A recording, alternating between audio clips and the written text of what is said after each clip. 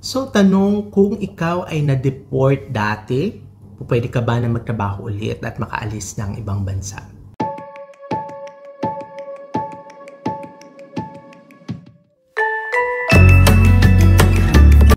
So, isa doon sa mga tanong ng ating mga ka-OFW ay na-deport siya sa Korea.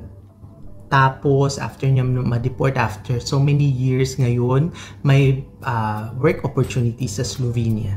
At meron namang legitimate na work agency doon sa Slovenia. At nag-apply siya, kaya lang natatakot siya na isipin na baka mamaya dahil doon sa deportation case niya doon sa Korea ay hindi siya makatuloy. Ano yung dapat niyang gawin at kaya siya sumulat sa atin. Kung legitimate yung work agency na pupuntahan mo doon sa Slovenia, dapat ma-assess nila yung situation sa yung personal circumstance mo as an ex-OFW.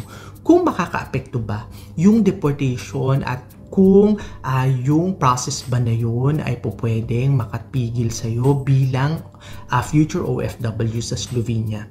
Sila yung makakaalam nito dahil sila yung bibigyan mo ng factual information, ng personal background and history based doon sa mga application papers mo. Sila yung makakaalam kung halimbawang yung records mo ba ay makakaapekto doon sa future employment mo. Sila yung magde-declare doon sa visa application mo kung ikaw ba ay may deportation case at i-declare ba nila ito.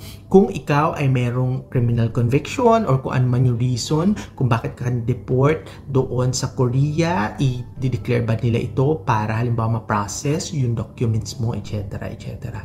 So tayo po nandito para sumagot doon sa mga general na mga questions at yung ating sagot dito ay makipag-usap ng personal doon sa yung future work agency regarding doon sa circumstances na ito at huwag iasa sa social media dahil iba-iba po yung circumstances ng tao, iba-iba po yung pinagdaanan, iba-iba po yung bansa na po pwedeng nag-handle ng deportation cases at baka mamaya may mga iba-ibang proseso, etc. etc.